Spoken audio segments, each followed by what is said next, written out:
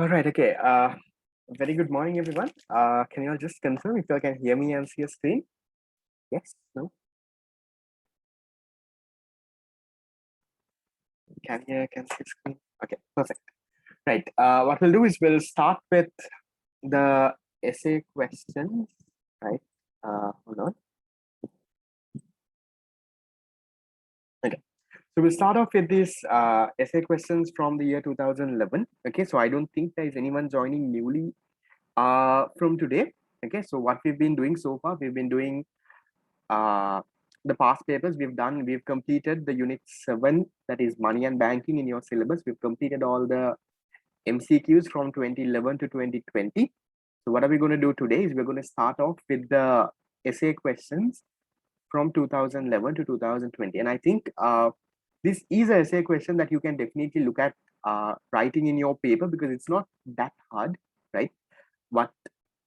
What happens usually, I'll just give you a small brief, okay, about how the question comes from this unit. Okay, if you're looking at this unit, again, I'll say maybe the last subpart, right? Maybe the last subpart, or maybe the last two subparts, right, can get a little tough at times, right? I'm not saying every paper it's very tough. The last two subparts or the last subpart, if you generally notice, can get a little hard. But the first few subparts, maybe subpart 1, 2, and 3, are usually very direct questions, right? Directly from whatever tune that you're studying, directly from whatever note that you have. It's, either a question on money demand, or maybe a question on money supply, or something on inflation, right? So it's usually very direct one, right? They ask you what are these, explain a simple concept. That is how it goes. So on your end, right, like I think I've always told you all, okay, don't worry about the maybe like I'll be glad if you're at a level where you can score the 20 out of 20 for this question. But at the end of the day, I'm pretty sure that no one is, at least almost everyone is not at that level, right? You will not be able to score the 20 out of 20 for this question. Okay, because there will be something that comes at some point, right? Because when in your A-level paper, you might be the most confident person who has done 1,000 papers, who has done everything. But trust me, on that day, there will be something that you don't know, right? Something that comes from nowhere, right? Which you have not yet prepared for, which you have a bit of, a little, you have no idea of what exactly is happening here, right? So happened to me also when I was doing A-level.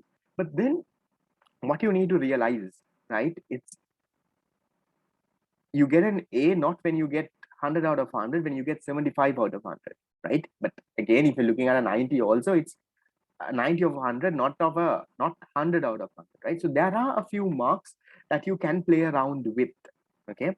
So again, when it comes to this question, now because that there could be a question that comes from nowhere, right?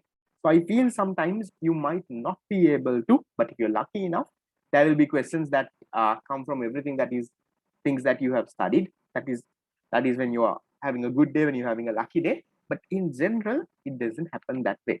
So once again, just letting you all know, right? Since the part 2 questions, I think comparative to the part A questions, right? The first 5 questions, a lot of students find these hard, right? The main reason they find it hard is, one is they have not learned it properly. Number 2 is it's not enough practice, right? Now, if you look at unit number 1, how many times you would have studied unit number 1, introduction to economics, right? How many questions you all would have done on that? But compare that with unit number, let's say 9, 10, right? Maximum you would have studied it once or twice. Maximum you would have done a few questions.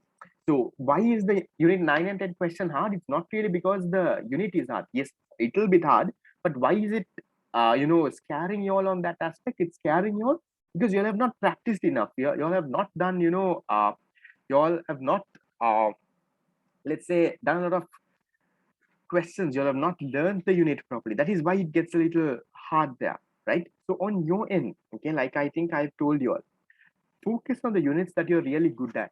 Okay, so there will be units that you're really good at. On those units, try to score the maximum possible mark. So if you can do that, you can play around with a bit of difficult questions. Now, for example, let's say unit number 1, 2, and 3. Let's say you're expert at those units, right? So what you need to do is, from the 20 mark question, right? Try to hit the 20 out of 20 itself, or even maybe try to look at, let's say, 18, right? So if you can score 18 out of 20 for the first 3 questions in part A, that alone gives you how much? That gives you 18, 36 and a 54, right? It gives you 54 marks, right? So what is left? You only need to get an A, you need 75. Forget about the part 1 for now, right? You need another 21 marks to play around with your 2 questions. That is 10.5 marks each question. Getting 10.5 marks from one of these questions is not at all hard. I'm not saying to settle for anything there, but still you're guaranteed of your A, right? So focus on the units that you're good at, right? If you're good at a unit, don't just stop there. Don't just stop at, let me get a 15 out of that unit. Focus on getting the 20 out of 20 on that unit, because there will be some other question that can get a little hard, right? But I'm hoping all the fast track students, to everyone, I think we've prepared to a very much extent on all the most difficult questions possible. But in general, right, general advice is you will get a question that might come from nowhere, which will surprise you no matter how prepared you are. Okay. Okay, there's a question: should we get above 40 to pass the exam? I think that is the mark. Anyone else to confirm? Is the pass mark 40 or have they changed? I think it was 40 when I was doing. Not very sure if they have changed. Is it 40? Is it 35? Is it 45? Is it 50? I don't know. Even I don't know, because I generally don't teach anyone just to pass. So I have no idea about the pass mark. It's 40. Okay, so the pass mark is 40, but because I think putting all this effort, I'm pretty sure that you're not waiting just to pass, right? So don't go there. Okay, I don't know why, but for sure I don't really know that I feel I don't know the pass mark, because I've not spoken of the pass mark for anyone. I've not even highlighted that anywhere. When I will be able to finish the past paper questions till unit 13. There is only 12 units, first of all. I'm not planning to do unit 11 and 12, the essay questions, probably the MCQs only. But on my end, guys, I don't think I can increase the workload, because I'm also caught up with so much other work. I'm also in the midst of a university exam, which is driving me crazy. We'll keep on doing things, right? On my end, well, do the usual thing, but I'm pretty sure before LLs we should be able to finish now, right? So in unit 7 now, I think we will take 2 more classes. We'll be done with unit 7, then unit 8. 9 and 10 is the main focus. After that, 11 and 12, since you're only doing the MCQs, and those MCQs are also very direct, there is not much of an explanation that I need to give on my end. Maybe in 2 classes, we should be able to finish the unit 11 and 12 MCQs. Yeah, so we're looking at, I'll say, another 2 months, right? So by the end of, I feel by the end of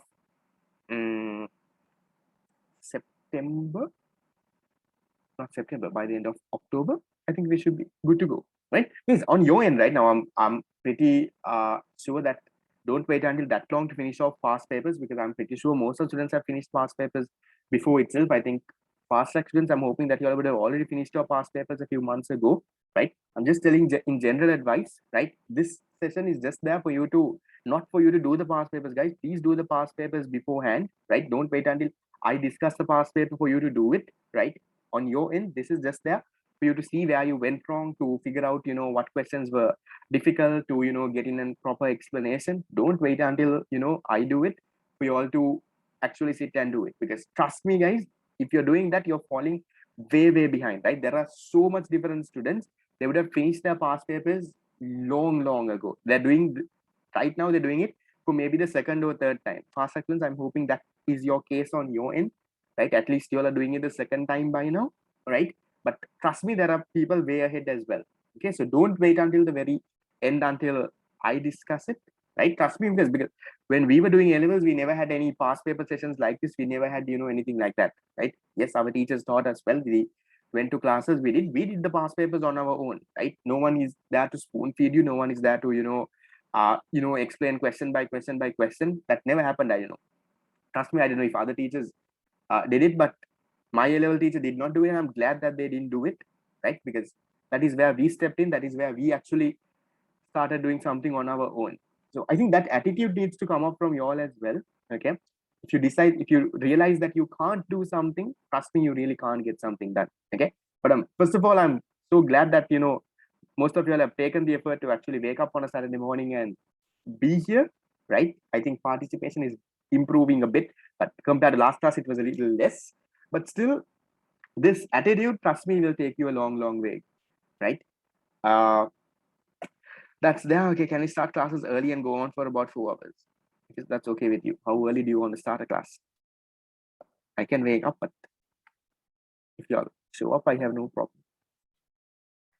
Okay. But I remember there were some people who said that they have classes at 6, and I don't know. There were different things. Putting a class at that time. So we'll see how it goes. But ideally, I'll finish things off by the right. Some people have classes at 5 and different other stuff. I don't know, even right now I'm getting a lot of classes. Okay, we'll see, guys. We'll see on your end. Right. Okay, we'll not waste more time. We'll start with 2011 paper. Okay. Okay. So again, when it comes to essay questions, guys, I don't go in very detail. I'm not going to give you a exact answer. More information about the fast track will happen the last 2 months. Guys, last 2 months, okay, on the fast track program, what will happen is August is actually a break for all the fast track students, right? So in September and in October, what is going to happen is we are going to do mock exams, right? So we are not going to go unit by unit. We're going to do complete A-level standard mock exams, right?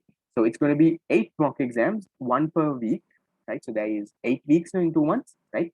So it's going to be 8 mock exams, and it's going to be mock exam that is generally harder than the A-level paper, right? A little harder. I'm not saying it's an impossible paper, but generally I like to keep it a bit harder than the A-level paper because I'm not a fan of making a question that easy. So it will be a question that is hard. Guys, so that is not a free class. I need to give that. Yeah, guys, it's a complete online class. Classes will be on Saturday nights and Tuesday nights. You all will get all the recordings. You all can watch the recordings over and over again. You will get a book with all the mock exams and the answers, right? It's not a PDF that we send you the paper. It's a proper book with all the questions and the answers. So what we'll be doing is we will not be doing the paper in class. The paper you always have to do it beforehand and come, right? What we will be doing in class is we will be discussing the questions, right? So let's say on Saturday we discuss the MCQs, on Tuesday we discuss the part 2. So we're done with paper number 1. So likewise, my main objective there is to make sure that you keep on practicing at a stretch. We keep on doing papers so that when it comes to A levels, that you have your ready there. Remember that A levels is postponed. I really don't know, but on my end, I'm not changing my plan anymore. Right? I made a small adjustment to my fast track plan. That is why, because A level got postponed only, I gave August as a break. Right, but now I don't know if A levels happens or not. I'm still going to do it my way. I'm going to finish off the 8 things, and then fast track students will have a few doubt clearing sessions, and I'll be there for you all on that end. Don't worry about that. But yes, so that's the plan. Okay, just wondering, I'm repeating, guys. That's not a free class. That's not a thing that we do like VYC. That's my normal class. If you all want, you all can come to. Right, there is no one's forcing you all, right? The fee is 3,000 a month, given that there is 8 classes of 3 hours each, right? So that is that. Okay, recordings, tunes, everything will be covered inside that class fee. Okay, that's about that. So we start with 2011. Okay. Okay, 2011 question number 6. Okay, the first one. Now again, remember, guys, usually the first 3 questions are very easy, right? The last 2 is a little harder. Okay, we'll start off with the first 3.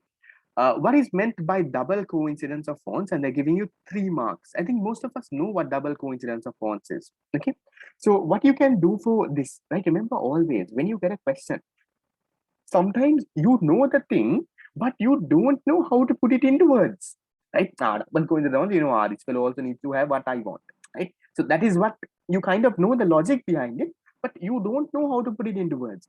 So in a situation like that, what do? Do you leave the question and go? You know the thing, but you don't know the proper words to put it out. What are you going to do at that situation? Write some prep and move on to the next one. What are you going to do? Exactly, guys. In a situation like that, right? You try to write what you want. You support it with an example, right? Because you know this, right? Not it's not that you don't know the thing. You know what double coincidence of bonds is. So you write what you know. You don't. Maybe you have not. You don't know the exact definition. So you write what you know. You support it with an example, right? So then the examiner knows. Okay, even though this guy's words are not that clear, he knows what this is, right? Because if you don't write anything, the examiner doesn't know what you're really meaning, right?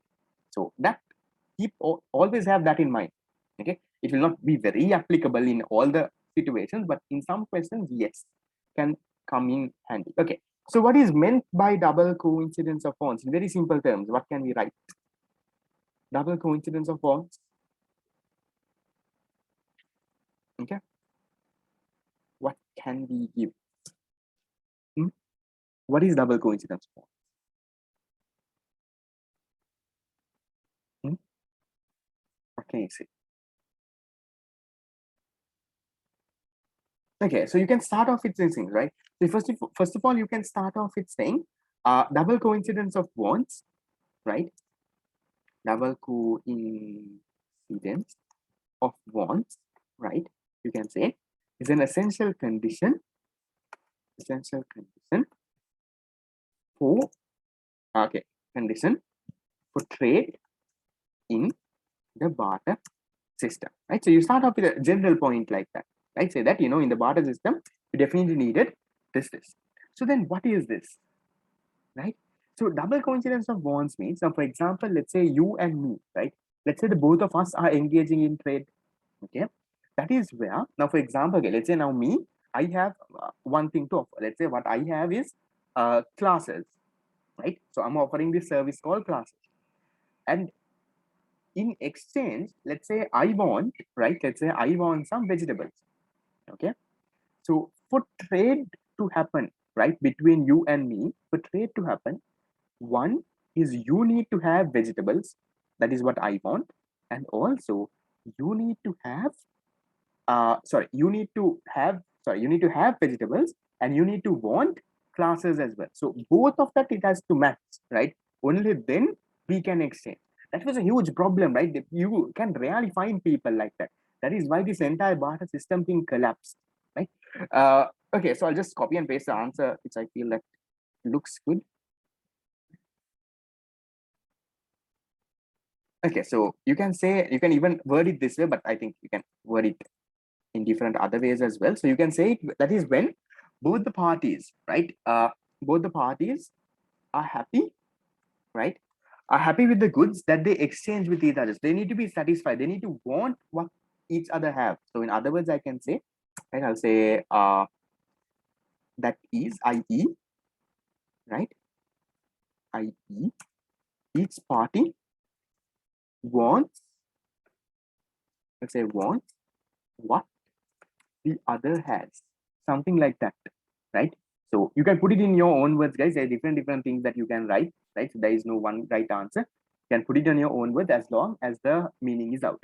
So if you really want to, yes, you can even say yes, mutual adjustment of bonds, that's fine, right?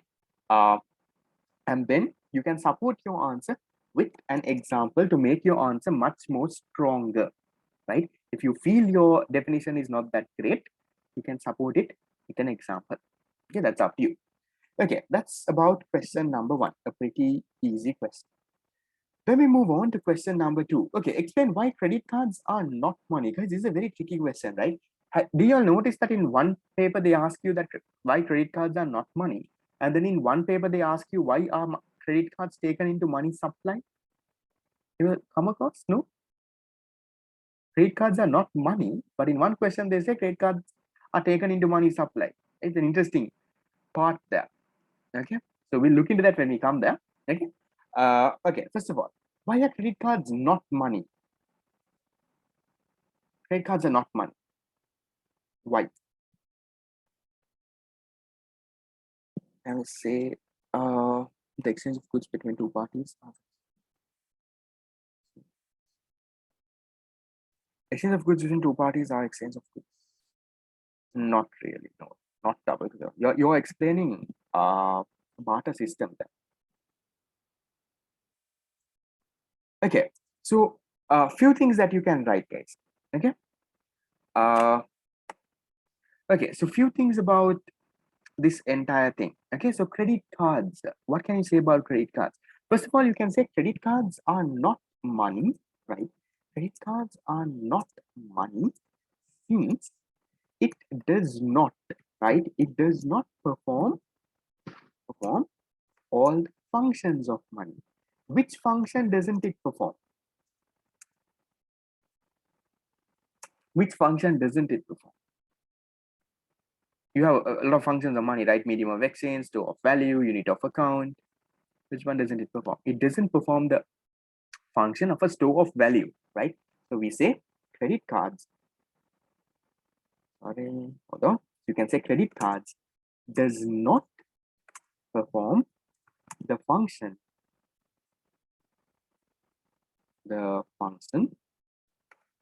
of a store of value.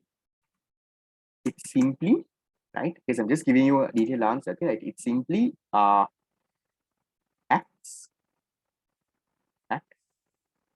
Yeah, you can say no legal tender also acts as a temporary medium of exchange, right? So you can give in a basic point like this, but in addition to that, you need to go and explain how does this entire credit card thing work. What can you say in addition to this? Exactly. So you can say, right, these credit cards, right, they are like a short-term loan, because I'm not going to explain, right? You can say it's like a short-term loan. So whenever you want to, buy something, you go and swipe your credit card. That does not mean your transaction is complete, right? You're simply going to Cargill's, like a big shot, you swipe your credit card. You feel like you paid for it, but at the end, you have not really paid for it. It's just a short-term loan. When does the transaction get complete? When is the transaction complete? The transaction is complete when transaction is complete when what? Yeah, when you pay the bank. Okay, we can say in formal terms, when you settle the loan to the bank at the end of the period. So ideally period is a month, right? That is where the transaction becomes complete, or when the loan is repaid. So a few points like this you all can add, right? You need to say that every time you swipe your credit card or you use your credit card, it's a short-term loan that you're getting, or you're getting a small loan facility, and the transaction is complete when you actually pay money at the end of the month or at the end of whatever period. That is why we say credit card is not really money, right? It does not perform the functions of money, and then it's like a short-term loan. So it's not really money. That okay. You can use that. Okay, this is a common question that has been there, I think, in around 3-4 past papers from 2011 to 2020. If transaction is considered when a credit card is used, double counting happens. Double counting usually happens. It's in your debit card ideally. If you count your debit card balance and if you count your uh, savings account balance, that is where double counting happens. Credit cards also you can say there is double counting, but ideally debit cards is where the double counting thing happens, right? Because now if you go and let's say you say in my debit card I have my debit card is in my debit sorry, let's say through your debit card you can withdraw 50,000. So you say okay, my debit card has 50,000, but then again your savings account has 50,000. It's the same 50,000, right? So usually if you add the balance in your debit card only, you have a double counting error there, right? Because your debit card is showing what is there inside your savings account, right? So you don't add the balance in your debit card and you don't add the savings account also. Because savings account balance is already added, right? Time and savings deposits, M2 money supply, right? Broad money supply, it's already there. So you don't add your debit card balance into it as well. Okay. That is that. Then we go on to question number 3.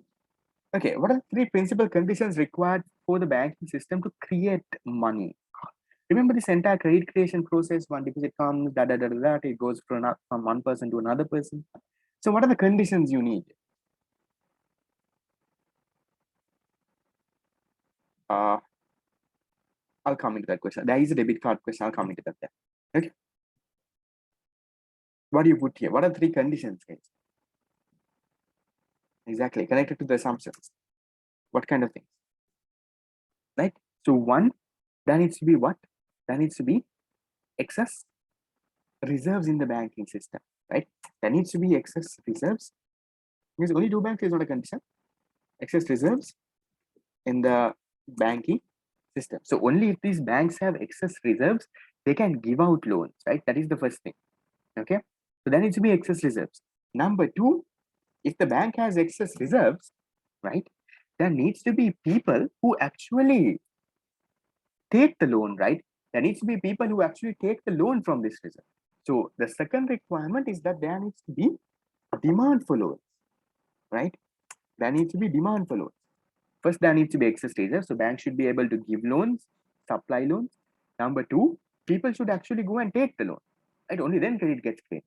And number three, there should be what? Credit creation to happen. Now, let's say one person takes a loan, right? For credit creation to happen, what should happen, guys? Okay, there should be a banking system, but what is more essential? This guy has to go and deposit into another bank, right? He needs to go and put it into another bank. Only then credit creation happens. Now, let's say there was excess reserves. I went and took the loan also, but I took the loan and let's say I just kept it with me. Or let's say I spent it on something. So then what happens? Then there is no what? Credit creation, right? So you can simply say that, right? There is no currency drain, right? Or from the banking system. That means whatever loan that a person takes, he goes and puts it back into another bank. Only then there would be credit. So these are the primary conditions that is needed for credit creation. So this comes with the assumptions also, right? Even in the assumptions for credit creation, we talk about something like this. Okay. Yes. So need to deposit the full loan into a different bank. That is what I'm saying in point number 3. You can write it in different other ways. Okay. So that's about the third one. Any questions? Yep. Not directly write the assumptions, guys. Directly writing the assumptions will not give you marks. Fixed SRR and all of those are not principal conditions of trading credit, right? There's a banking system, not really, but these are more. When they say what are the 3 principal conditions, they're asking for the 3 main ones, right? So directly writing the assumptions will not give you. It's not a proper answer.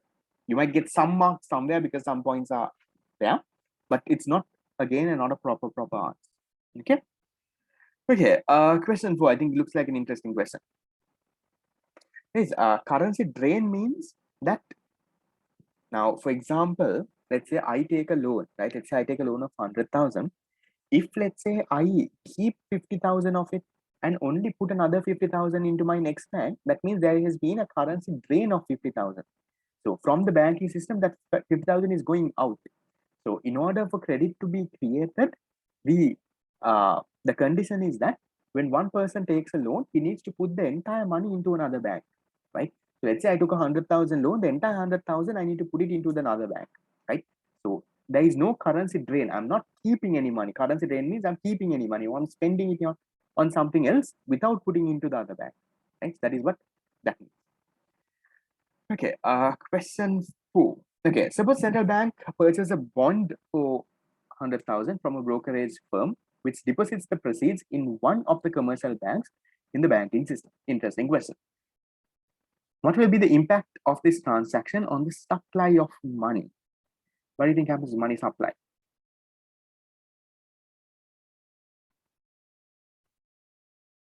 Hey, remember this, right? Now you might wonder, okay, now the first question, money supply, okay, it increases, right? Money supply needs to increase a multiple number of times, right? 100,000, how many times should I use the multiplier? Should I not use the multiplier, right? Now, in a question like this, be very smart, okay? Until part A, they have not given you SRR, right? SRR has not been given. SRR has not been given means you can't find the multiplier, okay? So in part A, you need to be smart enough to figure out, okay, in part B only they're talking about an SRR. In part A, they have not even talked about an SRR yet. So the answer that they are expecting is not an answer through a multiplier. That common sense needs to kick in, right? When you answer, you need to be a little smart. So here when they say that a central bank purchases a bond, right, 400 from brokerage firm, which deposits the proceeds in one of the commercial banks. What happens to the, what will be the impact of this transaction on the supply of money? Okay, it's just the increase is not going to be enough. What do you need to write? Right. So when a brokerage firm, or when someone comes and deposits 100,000 into one of the bank, what happens, guys? Money supply increases by, there needs to be an increases by how much, right? So money supply increases by, you can say, rupees 100,000. That's all, guys. You don't have to go multiplying this, because why? They have not given you information yet. They've not given you SRR. They have not given you anything. So they're not expecting you to multiply this and find all of that. Simply, one fellow is coming and depositing. What is happening to money supply? That's all they're asking. So then if you look at the second part, okay, sorry, part B. This is not 4.1, this is 4A. Okay, 4B. If the reserve requirement ratio is 20%, now they're giving you SRR, right? What is the maximum amount of additional loans that this commercial bank will be able to extend as a result of this deposit? Very easy question. How much of maximum loans that this commercial bank, not the banking system, this commercial bank can extend? How much? If the SRR is 20%, a deposit of 100,000 came, SRR is 20%, means they need to keep 20,000 with them. The balance they can give out as loans. So the maximum, right? The maximum amount of loans that this bank can extend is how much, guys? It's a 80,000. So how do you show? So you say require, if you want to show a working, you can say required reserves is equal to 100,000 into 20%, right? 100,000 into 20%, that is a 20,000. So the balance, right, can be given out as loan, right? So the remainder is excess reserves. How much of excess reserves? You have 80,000 worth of excess reserves, which you can give out as loans, right? Which could be given out as loans, right? So you can put in something like that. Okay, then part C. Okay, given the 20% reserve requirement, what is the maximum increase in the amount of deposits that could result through the entire banking system because of the central bank's action? What do you think? How much is the maximum increase in deposits that can happen here?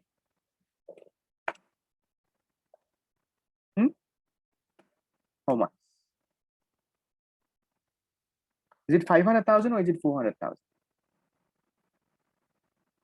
Maximum increase in deposit.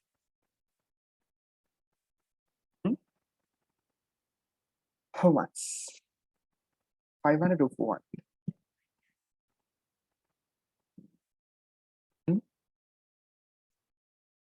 Increase in deposit? 500 or 400? That's the question we have.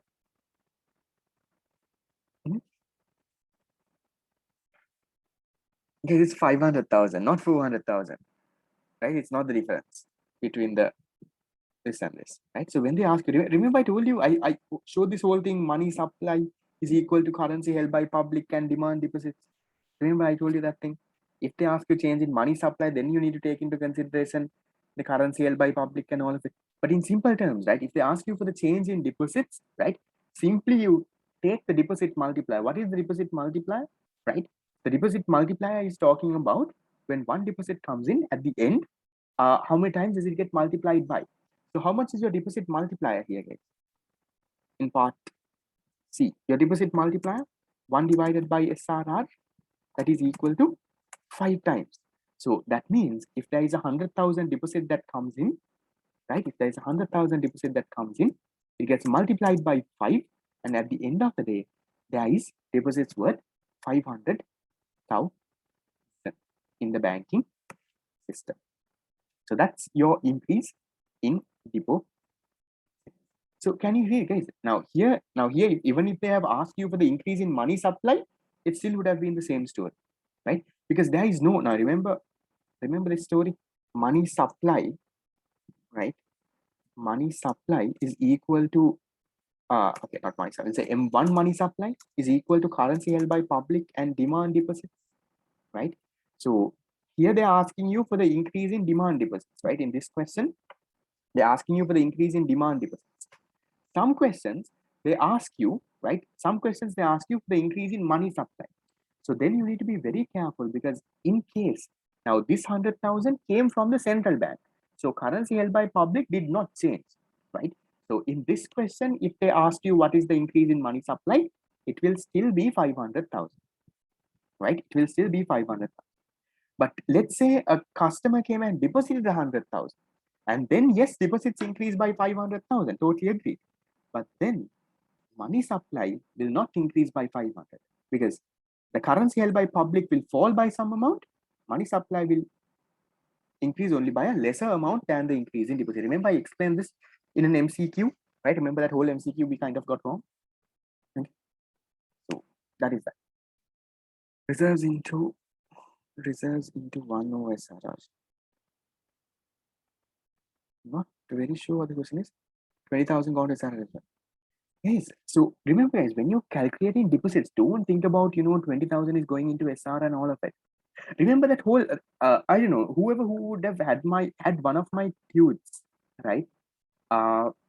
Remember there would have been a table somewhere I would have explained, right? This comes this bank, they keep this much of reserves, they give out this as loans, this goes to next bank. At the end, I don't know if how many of you all have, and if you have come to my revision class or maybe some other class at some point. Have you seen that, right? Have you seen that at the end, right? At the end, how much is the deposits that is there? It's simply that number multiplied by the deposit multiplier, right? So don't overthink questions, right? That is why you get wrong. And also what you need to do is, because, yes guys, here currency held by public is not changing because the central bank put in the money. Okay. When should you use the deposit multiplier and the money multiplier? Guys, when they ask you how much deposits have increased by, you use the deposit multiplier. Guys, again, what happens is these questions comes with practice, right? You can't do one question and expect to get all the other 10 questions done, right? You do 20 questions and then get one question right. That is how it usually works, right? Now, even on my case, I think I've told this a multiple number. I was very, very good at credit creation, right? I taught it to all my classmates around, right? But in A levels, I got it wrong, right? I actually got my question wrong. I made a careless mistake. So I don't know why, but yes, that is how you go and do it on that day. You can't expect to do one question and get it right, right? I would have done more than 50 credit creation questions and then still gone and got it wrong.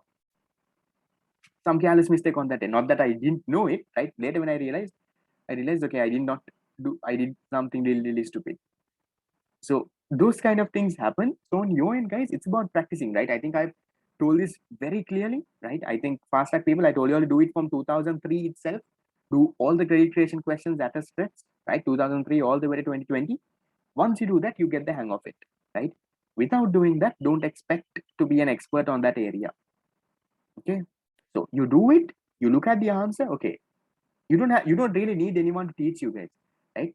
If you know the basics, right, you do it, you compare your answer with the answer in the textbook, right? Okay, see, okay, this is the question, this is how they've given an answer. Fine, you learn something from it, move to the next question, right? You do the 2004 A-level question, right? Okay, this is what they have told. Okay, this is what is there. Move to the next. So little by little, you learn something new, right? That is how you end up with the correct answer at the end of it. You can't simply do one or two questions and then get everything right. So on your end, that effort needs to come from you, not really from me. Okay. Right. That is that.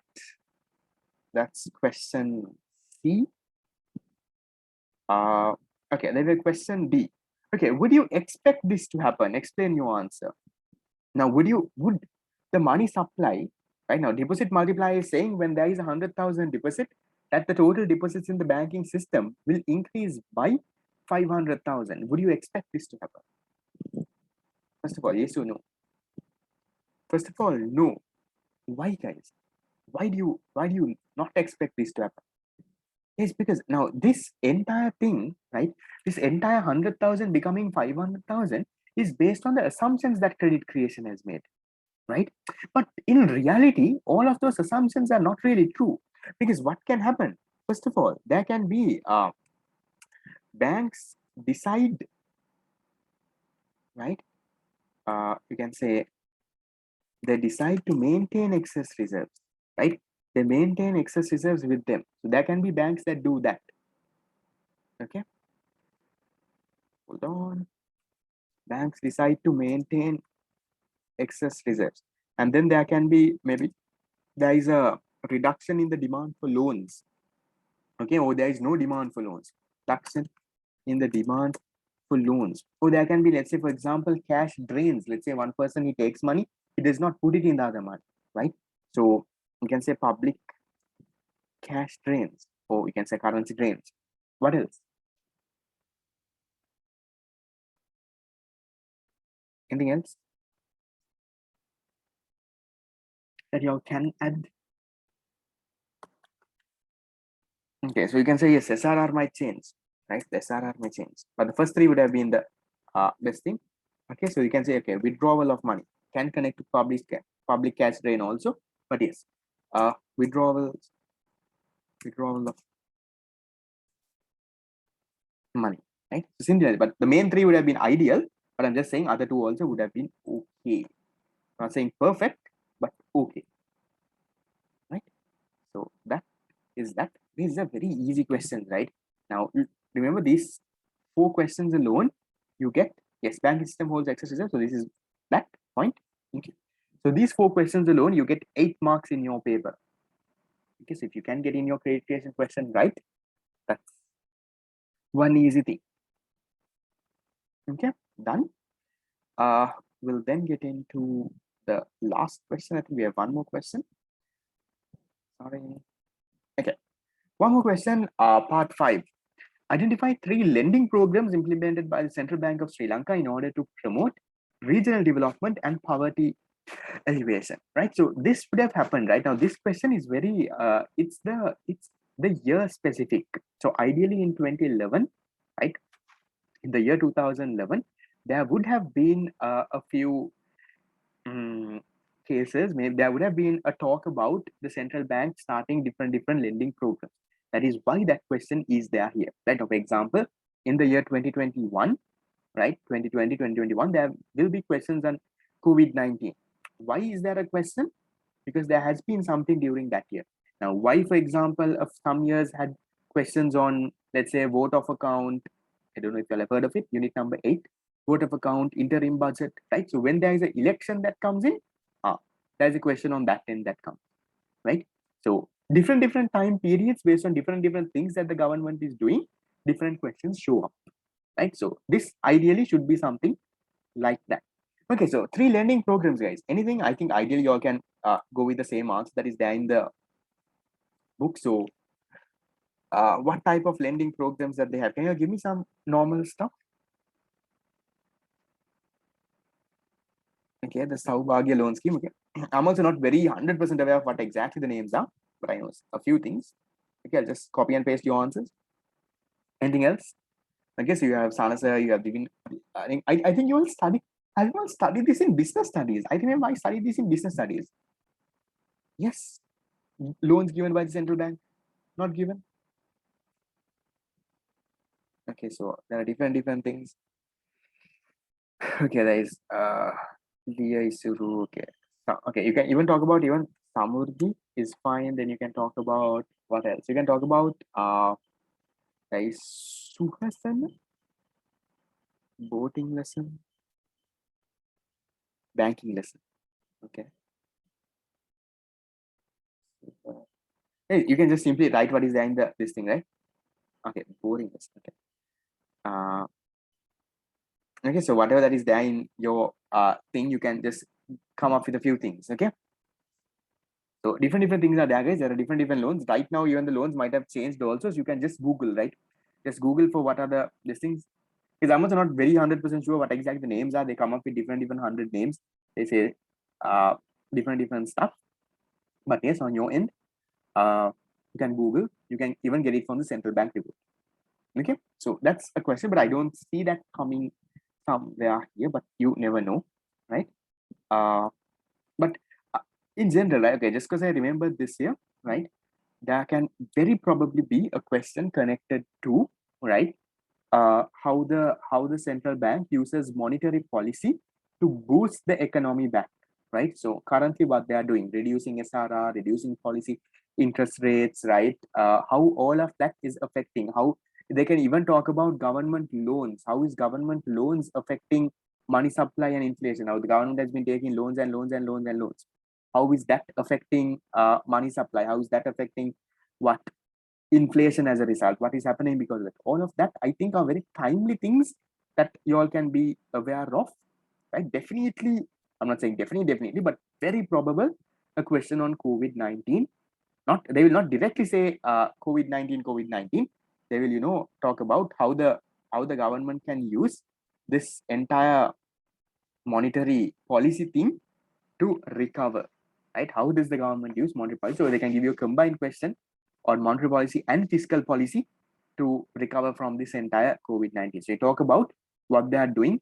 Fast track people, I think I would send you a link. It's there on Google. You can Google measures taken by the central bank in order to recover from this thing.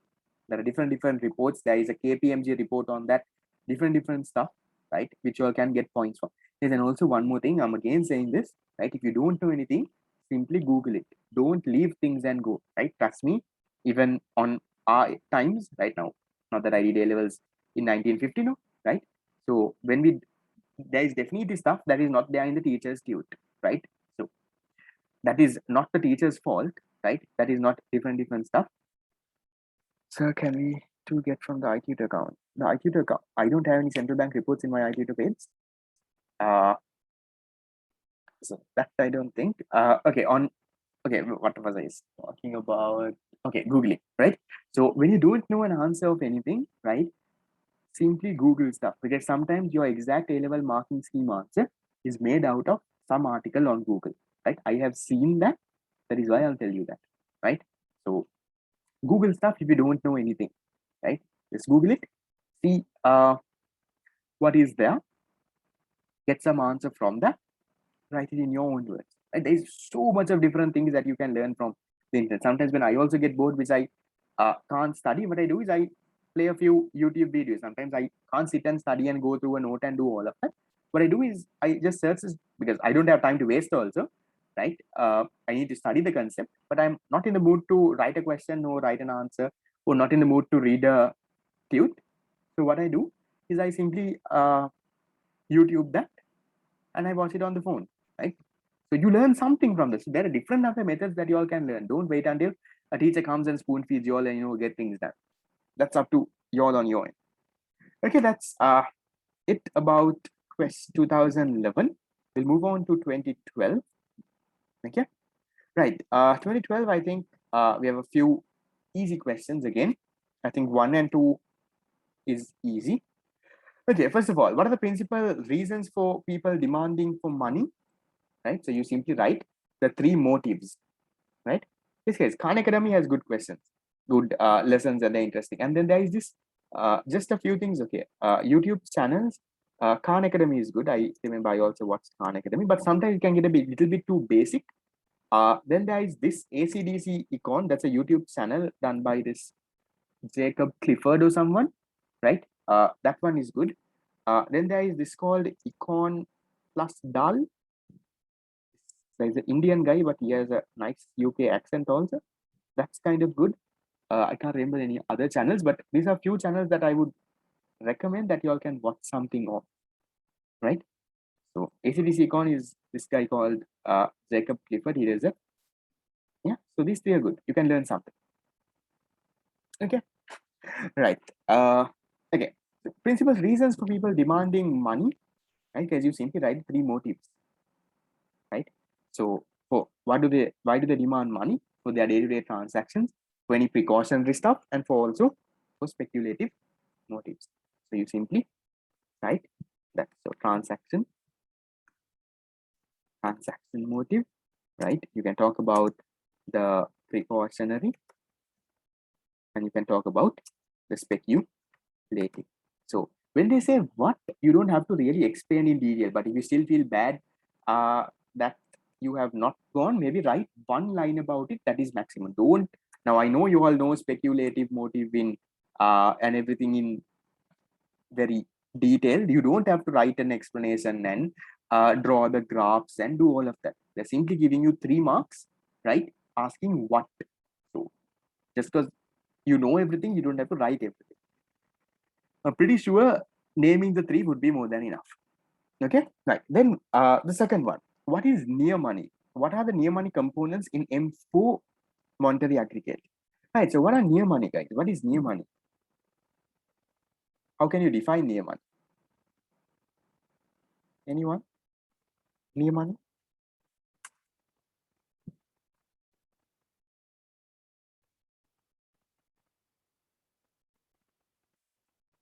Exactly. Highly liquid assets, which act as what? I guess I'll just copy and paste the same answer. I think it was a good answer. Uh, okay, so near money, you can give in a definition this way. Okay, hold on. Things that happen when I double click. Please, do you realize that Zoom has a few new apps and all? There's a whiteboard. There's a new whiteboard in Zoom also, which I need to try out, but I have not tried out. If you all are on your laptop, you all would have realized, laptop or maybe on a computer, that Zoom, there is a option that says apps, which you can install a few apps. So I was just going through the apps. I think there is a whiteboard there. I have not tried the whiteboard there. We'll try it and see. I don't know. There's new whiteboards and new stuff. There's new fun stuff there. It has an inbuilt Kahoot also, which we can play a quiz. So you don't need to have 2 devices in the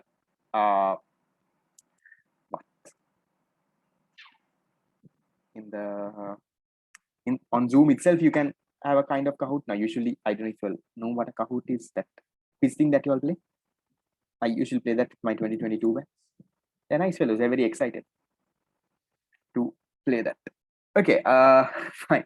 So near money, we can say, guys, the highly liquid assets which act as a store of value, but which does not act as a medium of exchange, right? Now, for example, you can give in things like time and savings deposits, treasury bills, and different stuff. So then what are the components of near money in M4? What are the components?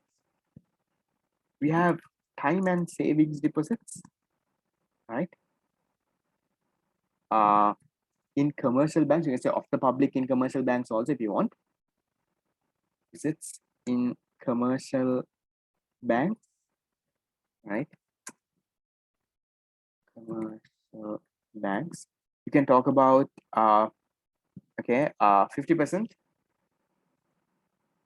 of the NRF. So you don't even have to say 50%, guys. You can simply say non-resident foreign currency. That's also fine. I don't think they will cut marks off there, right?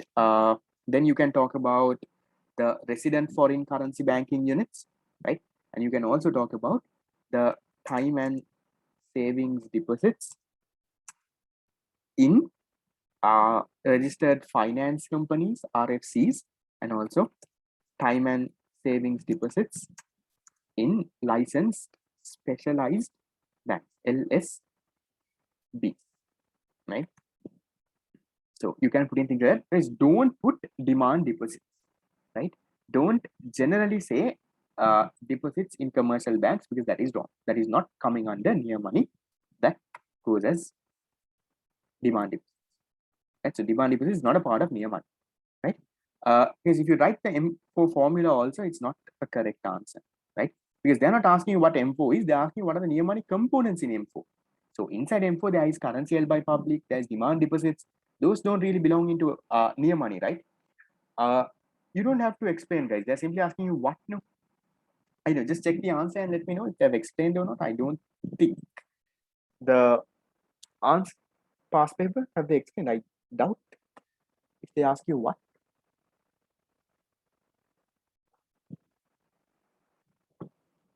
No, right? Not explain. So that's right. Now remember, when they say what, don't go to explain. Don't waste time.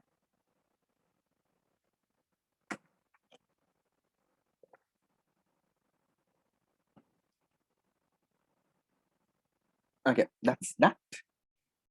Okay, question 3. I like creation stuff. Okay, so assume that one of the commercial banks in the banking system has cash reserves then you will get 5 marks. So ideally how they would, I don't know how they've broken it down. They will give you 2 marks for this. They give you 3 marks for this. Just see if anyone has if there's a breakdown in the A-level paper, how have they given marks? I think it's 2 and 3. Anyone? Is there a breakdown in your past paper? Is it 2 and 3 or there is no breakdown? Ideally, it should be this way. It should be 2 and 3 here, right? 3 and 5. What do you mean 3 and 5? 3 marks for this and 2 marks for this. Okay, that way is also possible. So, yeah, that's also fine. So as long as you properly define this, right, you get your proper mark. Maybe then you can go a little bit more in this thing, right? Okay, assume that one of the commercial banks in the banking system has cash reserves of 200 billion, loans 800 billion, and deposits of 1000 billion. Prepare the balance sheet for this bank. You will not get easy questions then, right? Question number 3, part A, the balance sheet. Okay, so how does the balance sheet look like? Draw a few lines. Okay, so if you look at the balance sheet of the bank, right, the balance sheet, you have liabilities on this side. So the main liability that they have is that deposits. So here we're saying they have 1000 of deposits. Okay, 1000 billion deposits. Then they have how much? 800 million loans and 200 million deposits, right? Sorry, reserves of 200 and loans of 800. Guys, don't stop there. When they have asked you as a requirement to make the balance sheet, but what else do you have to do? They're asking you to make the balance sheet. Do you stop from here? There's one more small thing that you need to do. What thing do you need to do? Exactly, you balance it off, guys, right? Because they are asking you, the requirement is the balance sheet. Otherwise, you don't have to do all of that. But since the requirement is the balance sheet, please balance it off as well.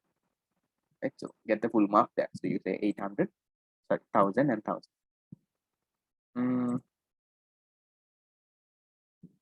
Yeah. So that is what you can do. 1000 and 1000. Right. That is done. That's the first requirement. Easy one.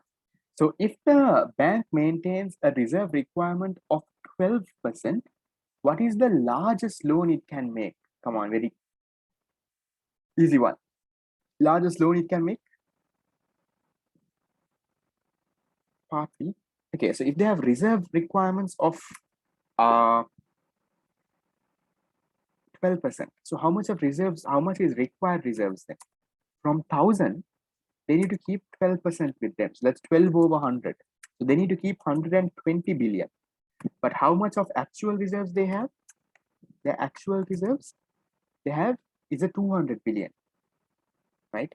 So actual reserves is a 200 billion. So how much of excess they have then?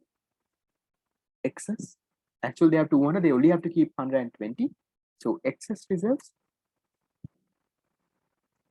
is 120 billion. Okay, so when they ask you this, right? Now, when they ask you what is the largest loan it can make? So ideally, they're talking about the new loans. Now, you're not sure, should I say 80 billion or should I add the 80 billion into the 800 and say, right? You're not sure. So in that situation, guys, write both. Okay, so but you need to word it properly. Don't just say 80 and 180, right? Okay, sorry, this is 80.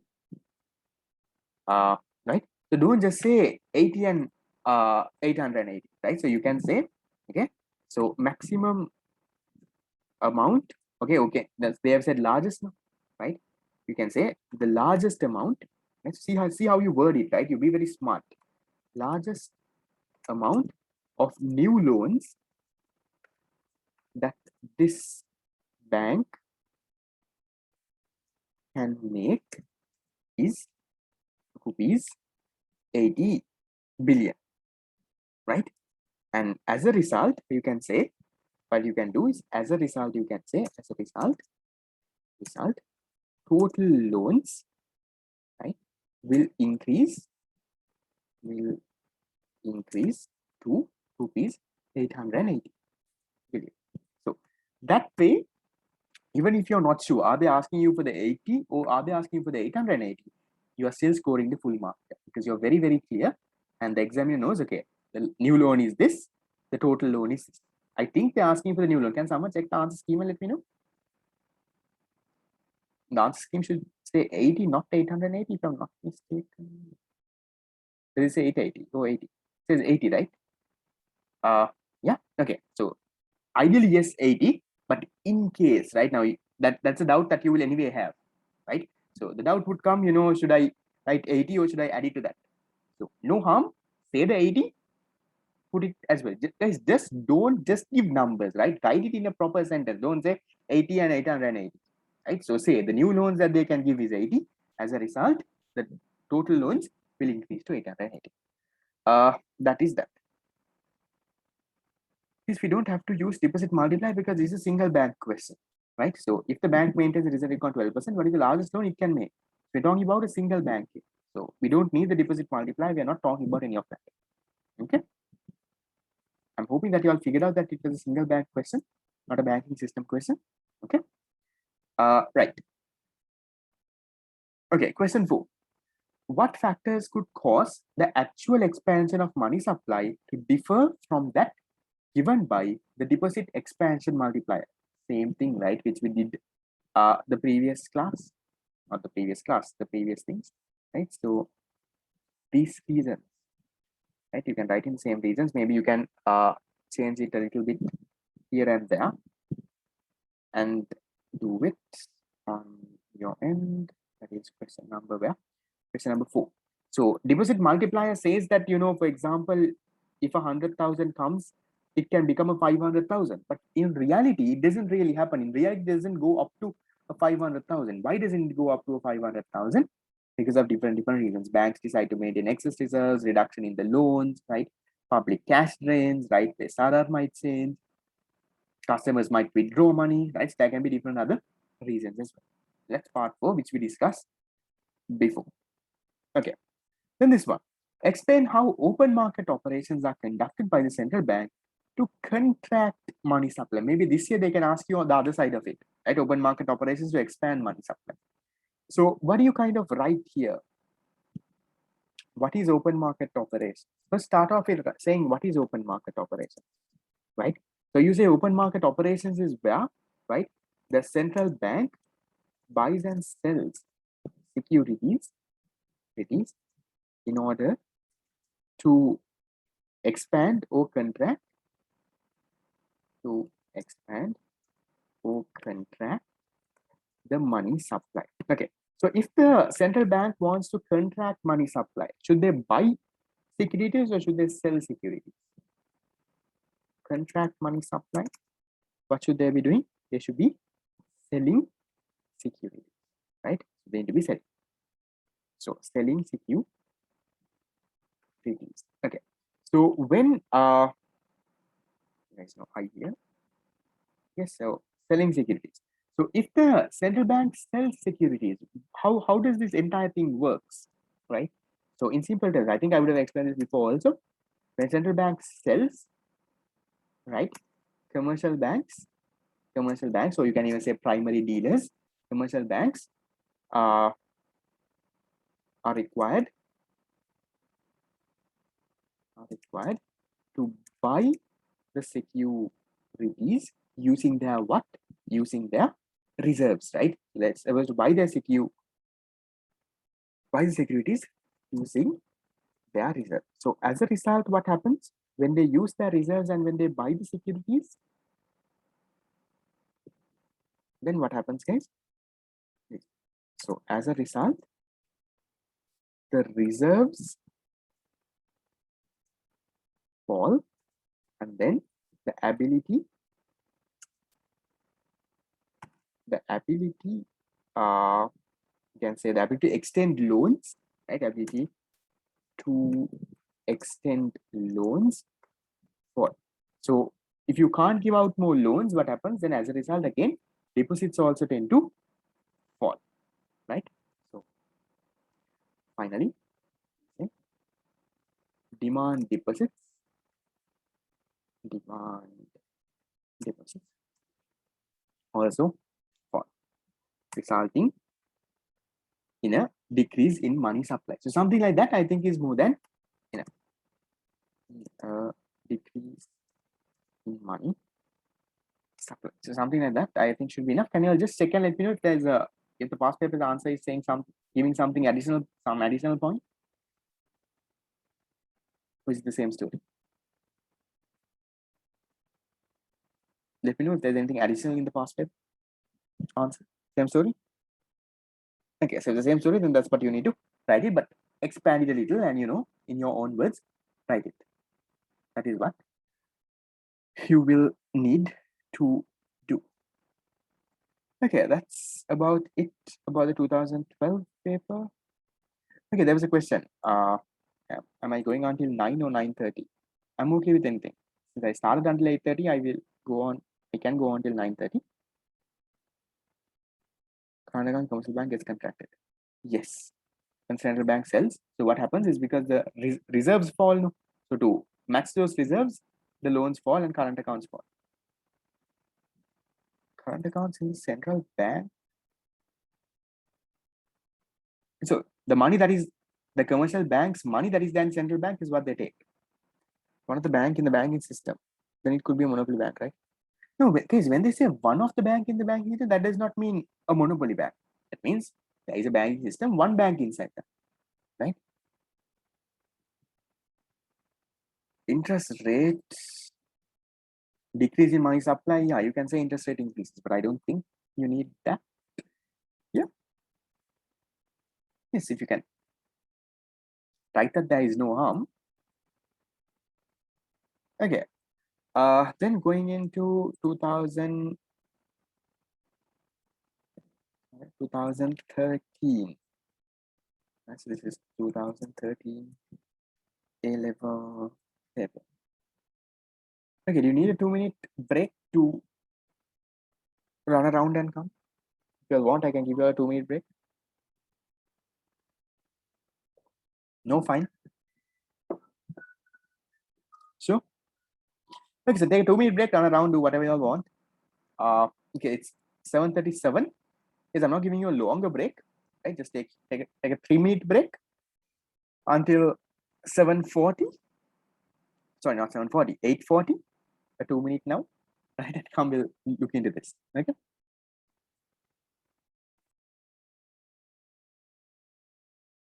All right. Okay. Fine. So we'll start. Not a long break. I think I got a 3-minute of break. Okay. So we'll start with 2013. Okay, the plan is to finish off until I think 2015. I'm looking at. But the 2013 question is in general a good question. So we'll look into this, right? So what do you mean by high-powered money?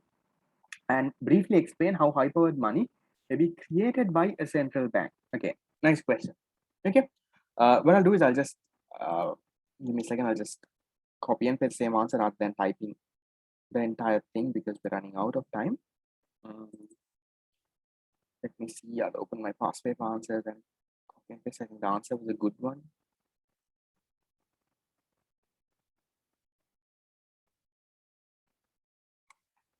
Hold on. Okay. So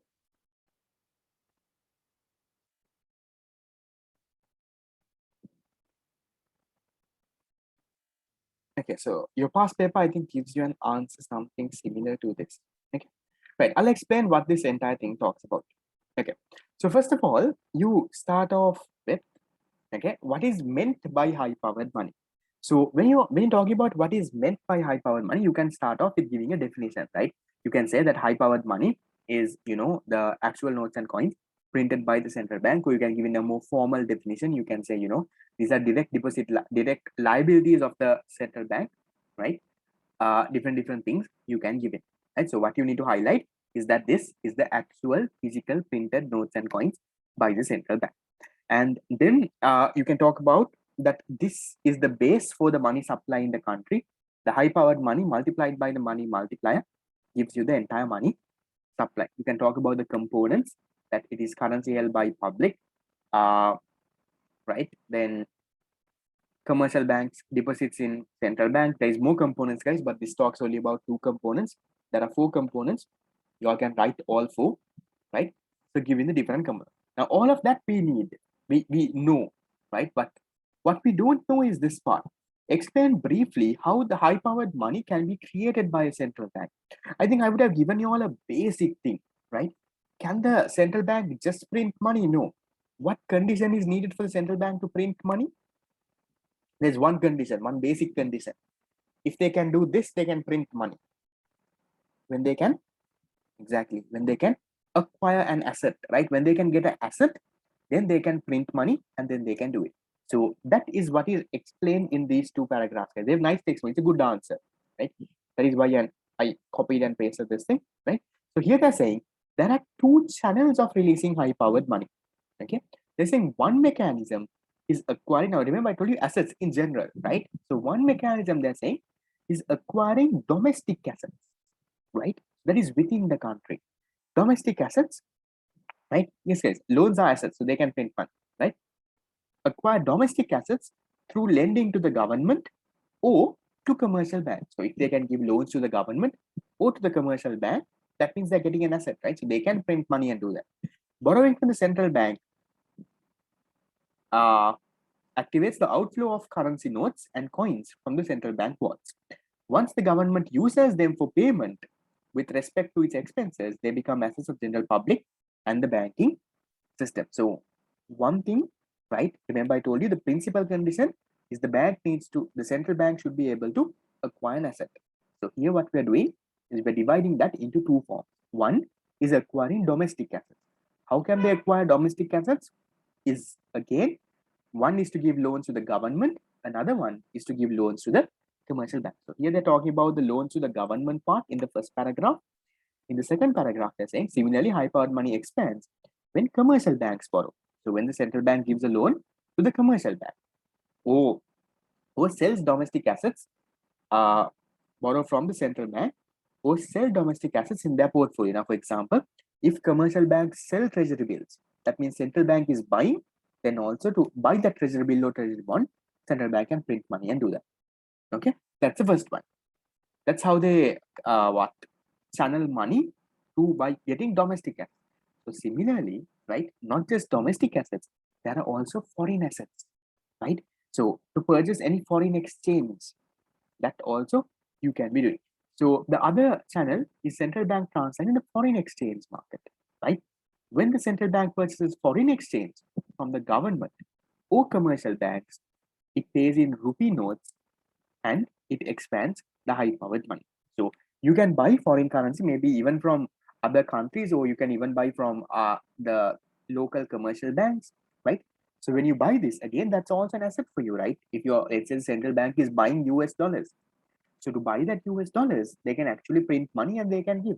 So they print money and they give in a few rupees, they buy the dollars, so they acquire an asset there.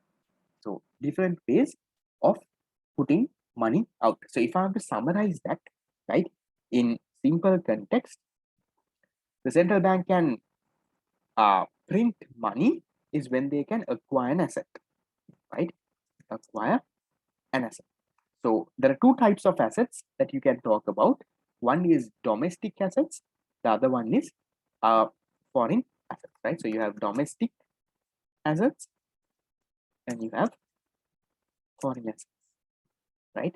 So this domestic assets is usually, guys, remember, assets are loans, right? If the central bank can give in a loan, that means it's an asset for them. So domestic assets can again come in 2 forms.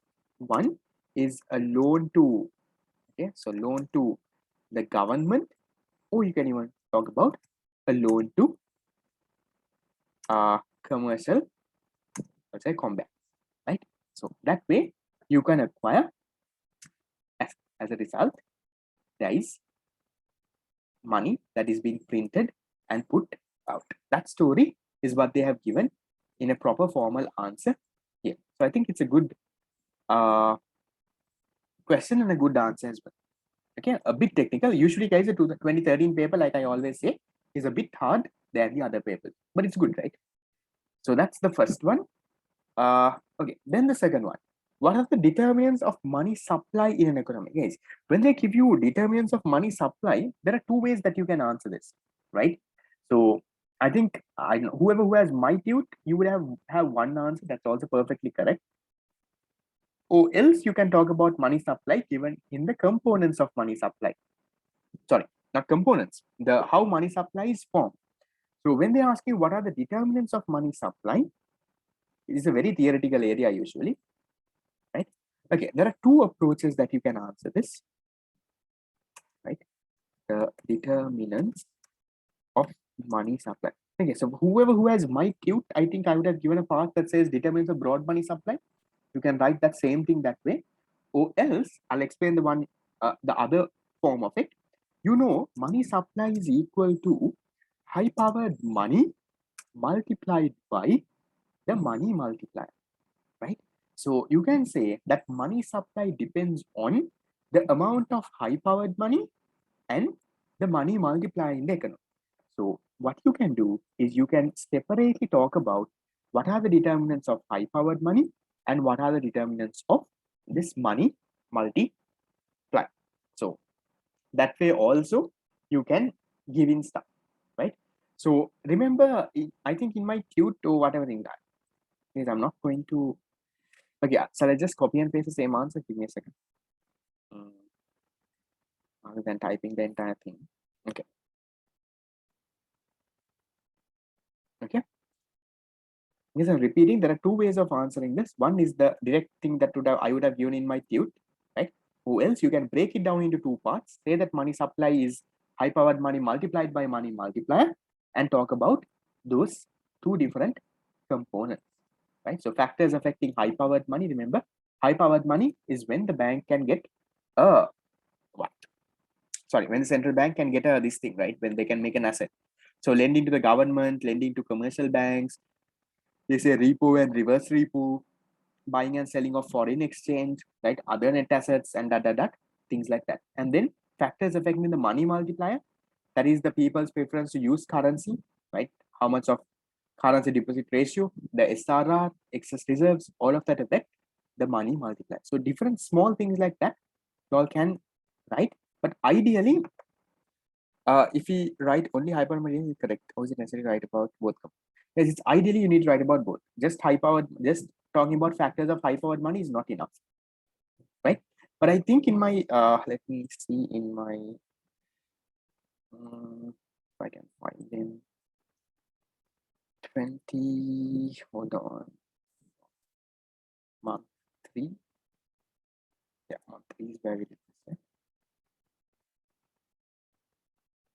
Okay, let me check in my fast track tute also, it should have been there somewhere.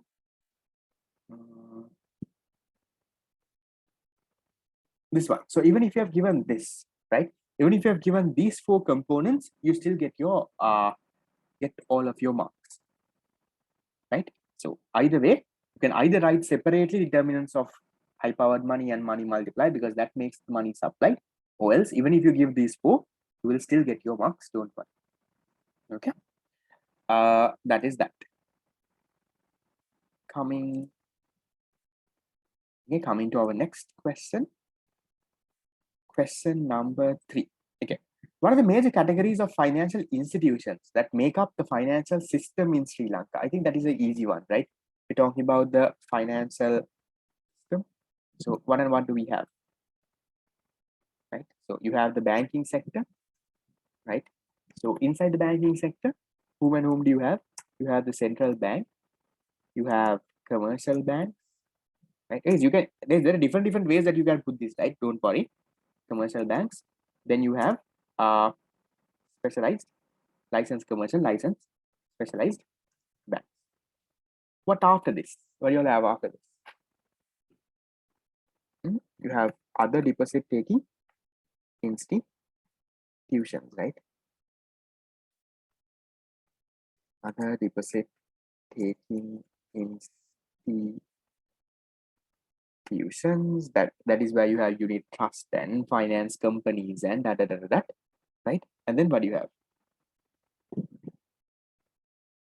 What else can you put in? Specialized financial institutions. Okay, so that also comes under this. So guys, you can even under this, you can put the other components under this also, but you can even give it separately also. So specialized finance companies, right? Contractual savings. Guys, there is much more than this, right? I'm not very sure what the answer says, but okay. So contractual savings and different stuff that you can have a detailed one also. Okay, there is no one structure, one right structure. As long as you have put in all the components, it's fine. Is it wrong if you write CBSL, LCB, LSB unit trust? But these headings need to be there ideally. Banking sector, other deposit taking, those headings would have been nice to have. Yeah, so under this you can have thrift and credit, cooperative societies, all of that can put under other deposit taking institutions. Okay, no harm. Okay, so that's for that one. Pretty easy one. You can write it in different ways. There is no one proper format. Okay, that's the third one. Right. Then the fourth one. Okay, we get into a question. Okay, nice. It's a money multiplier, not a deposit multiplier. The fourth one, assume that for a hypothetical economy, money supply is 1,200, total bank deposits is 800, required reserves is 10%, and the banks do not hold excess reserve. What is the value of money multiplier? And then if the central bank purchases 3 billion of treasury bills, what is the greatest amount by which total money supply would change? Okay, not that hard. If you have some practice, it's a very easy question to get done, right? Okay, first of all, guys, remember money multiplier, money multiplier and deposit multiplier are not the same thing, right? It might sound like the same thing, but the equation and stuff is a little different. Hold on. One double click and this goes for a 6. But not bad, at least. Whiteboard is a good whiteboard. We can do a lot of things with it. I need to try the Zoom whiteboard also, but I use this Microsoft whiteboard because the best thing is it doesn't go off, right? So even next class, if I want it, I can open this and I can have the same document. Otherwise, every class I need to make a new one. Okay. So on this end, how do you calculate money multiplier, guys? MM is equal to the money supply divided by high powered money. So if you can get in this, okay, some people like the whiteboard. I kind of like this, but it's a little annoying though. At times, you double click, it goes for a 6, then there is no way to draw a straight line. Those are things that annoys me, but yeah. Okay, so then if to calculate this money multiplier, guys, so if you can find it, the money supply and the high powered money, then you can get in your answer, right? So let's look in the question, right? The question says, for hypothetical economy, money supply is 1,002. Okay, so they're directly given this first component we have found. And then they are saying, right, the total bank deposits is 800. Guys, based on this, if the bank deposits are 800, can you tell me how much is currency held by public? Now, you should remember when they give money supply here, it's M1, right? Not M2, not M2B. So if money supply is 1,002, deposits are 800, indirectly, what are they saying? They're saying that currency held by public is how much? It's 400. So that those points you all need to figure out, right? So you need to realize that when they say money supply, they're talking about M1, that is currency held by public and demand deposits. So if M1 is 1,200, currency held by public, if demand deposits are 800, you need to figure out currency held by public is 400. That basic sense needs to come. But high powered money, is it just currency held by public? Not really, right?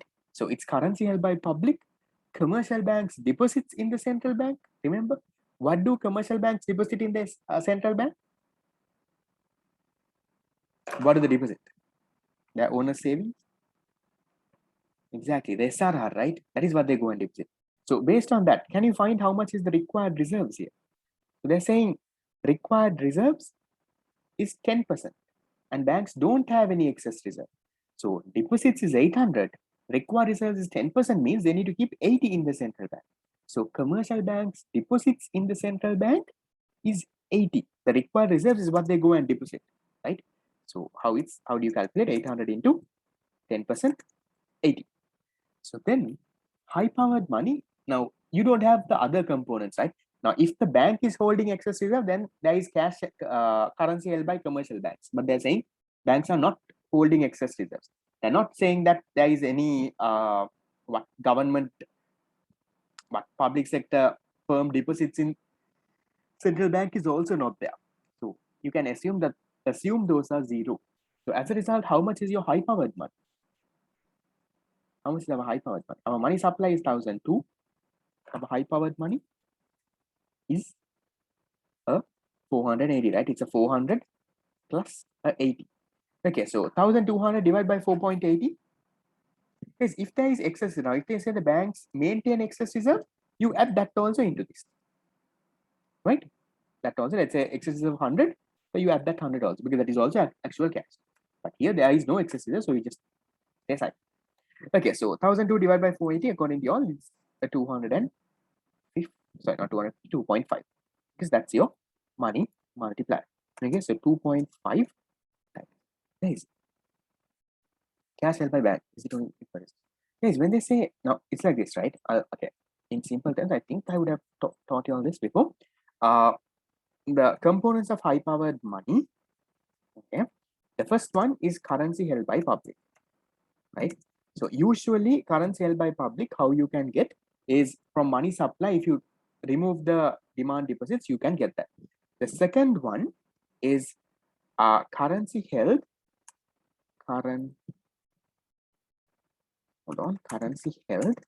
by commercial banks, right? So this is usually the excess reserves, right? So if the bank maintains excess reserve, that means they are keeping some cash with them. That is that, right? Just note these few points down, can come in handy, right? The components of high powered money. First one is currency held by public. Second, currency held by commercial banks. The third one is commercial bank deposits in the central bank.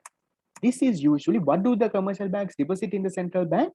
They deposit the excess reserves, not the excess reserves, sorry, the required reserves, right? The SRR part, the required reserves.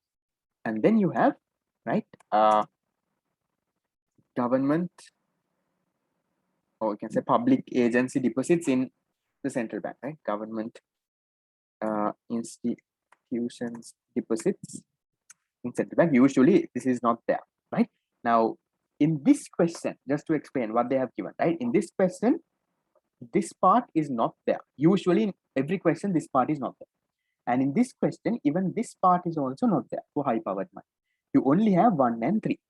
That is currency held by public 400, commercial banks deposits in central bank, that is 80. So sometimes rather than giving you excess reserve and required reserve separately, they might tell you, right, the actual reserves held by commercial banks is, let's say, 500. That means in total, they're giving both of this. So then you take the entire amount, right? So be smart enough to figure out. So both 2 and 3 is called, right? I'll put it down over here because of this taking more space, right? So 2 and 3 together is called the actual reserves, right? The actual reserves of commercial banks. So they can give you that also. So be smart enough when you're figuring out what are the components. Okay, that's that. Okay, guys, do you want me to finish off class at 9? I have no problem. I can finish off at 9, but because I started at half an hour late, I am planning to take that half an hour also. It is not that we are very ahead of the syllabus. So we go until 9:30, it's fine, right? Anyone who has to leave, guys, you all can leave, no problem, right? But okay, good news. I'm not saying good news. I don't want to give you all a lot of hope though, but I think very soon the recordings might come on YouTube. The thing is, the whole issue was what the person who makes the recordings, his laptop broke down, so the entire thing was crashed. So he got a new laptop, right? So he was working on it last night as well. I can't promise you a date, but it might come sometime soon, right? So we look into those later, but on your end, whether that comes or not on your end, please come to class. Okay, that's it. Okay, I think there was several people, guys. Several people dropped me a text regarding the recordings. I don't think I would have opened all of and replied. The recordings, guys, again, but I always say it will be there on YouTube someday. I can't guarantee when, but yes. Okay, so there's a comment on my blue t-shirt and not my red t-shirt. I always wear a red t-shirt. Okay, sorry about that. Whatever the t-shirt that's there on top, I wear it. But yes, I haven't noticed. I don't color coordinate, but okay, nice that you all have noticed also. I'll try not to wear my red t-shirt the next time. Okay, fine. Okay, that's that. Okay, what about this? I generally like plain t-shirts though. Right, I am not a fan of a lot of other stuff. Okay, we're done with this, right? Okay, so we're done with this part. Okay, the B part. If the central bank purchases 3 billion worth of treasury bills from the commercial banks, what is the greatest amount by which money supply could change? Because when they give you a question like this, right? Part A is giving you a hint, right? In part A, they told you to find money multiplier, right? And in part B, when they tell you there is something like this, be smart enough. They're asking you to use this money multiplier, right? That needs to come in. Don't go calculate a deposit multiplier and do all of that, right? This is not a deposit multiplier kind of question. The hint is given from part A. And how do you all figure that out? With practice, right? Okay, so if the central bank purchases 3 billion worth of treasury bills from the commercial banks, what is the greatest amount by which money supply could change? Okay, first of all, if the central bank purchases, does money supply increase or decrease? First thing, money supply increases or decreases? Money supply increases. By how much will it increase by? Money supply increases by how much? So that's for part B. Next, in simple things, remember you calculated a money multiplier, right? So you simply go with that, right? Don't go and put in a deposit multiplier and do all that nonsense, not needed.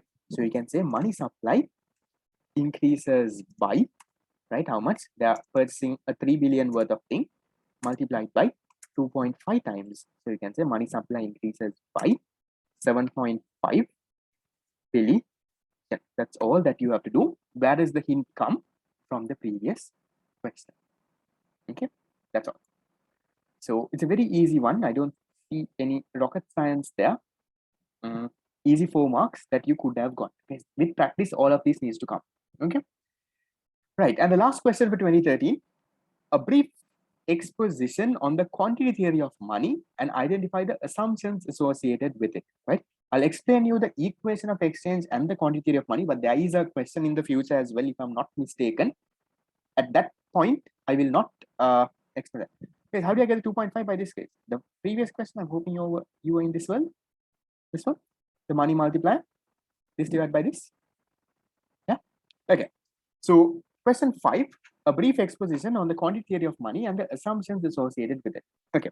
What is this quantity theory of money and what is this all of that? Okay. Hold on. Okay. Quantity theory of money. Question 5. Okay. Remember this. There is something called, okay, equation of exchange, right? There's something called the equation of exchange. I can't remember who exactly is the person who came up with the theory, but he said that MV equals PT, or you can say PY, right? So you can say PT or PY, both mean the kind of the same thing. So I'm not going to write what each of these components are, guys, right? M is money supply, V is velocity of circulation, P is price, and T is the amount of transactions, or you can here you can say it's the output.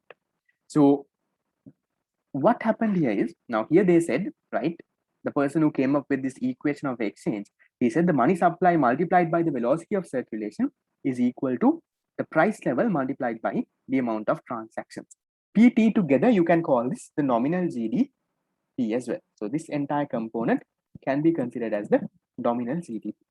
Then in order to come, what is the difference between this equation of exchange and the quantity theory of money? Is the quantity theory of money used the equation of exchange, right? So they used the equation of exchange. They took this equation of exchange. This came a long time ago. Okay. Irving Fisher, right? He's the guy. Okay. So they use this equation of exchange, right, to make the quantity theory of money. So quantity theory of money is there to explain demand pull inflation. So what did quantity theory of money do? They used this equation of exchange and they made a few assumptions. What is the assumptions they made? They said, right, if the velocity of circulation and the amount of transactions are constant, so they are using the equation of exchange, right? Quantity of money didn't fall from the sky. They took the equation of exchange, they made a few assumptions. They said velocity and the amount of transactions are constant. Given that this is constant, right, there is a direct relationship between money supply and price, right? So they said velocity of circulation and transactions are constant. Given that this is constant, there is a direct relationship between money supply and price levels. Price levels, in other words, inflation. So if you increase money supply, the price levels in the country will increase. If you reduce the money supply, the price levels in the country will reduce. They are explaining demand pull inflation. So if money supply increases, the price levels also increase. That is what they are kind of explaining. So that's the whole story about equation of exchange and the quantity of money. Remember, they're not the same thing.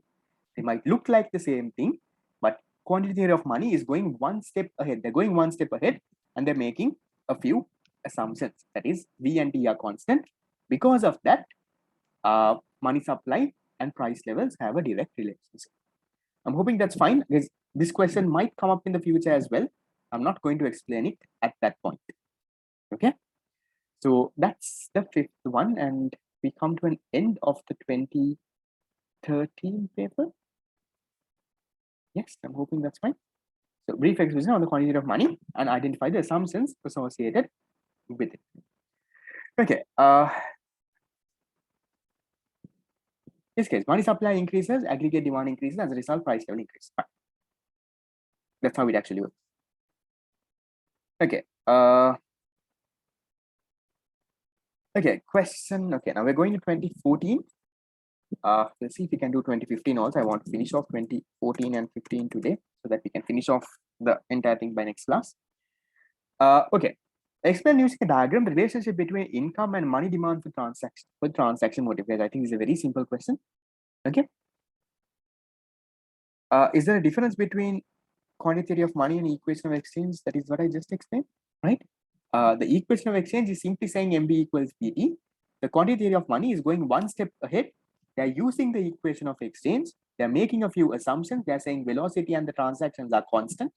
Then there is a direct relationship between money supply and price levels. So it's not the same thing. The equation is the same, but there are a few more additional assumptions in the quantity theory of money. Okay. Okay, the first one. Explain using a diagram the relationship between income and money demand for transaction motive. Yes, I think it's a very easy thing, right? So simply draw your diagram, right? Have your proper diagram, right? So you can talk about this. Yes, what are the two axes? Which one is Y and which one is money demand? Okay, this one here, what do I need to put over here? What do I need to put over here? Okay, first one, what do I need to put over here? Is it income or money demand? Income or money demand?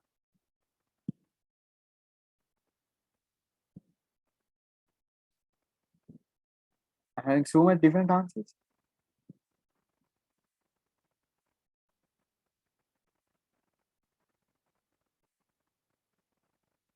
Okay, how does this work? How do you figure things out? Is the dependent variable and the independent variable?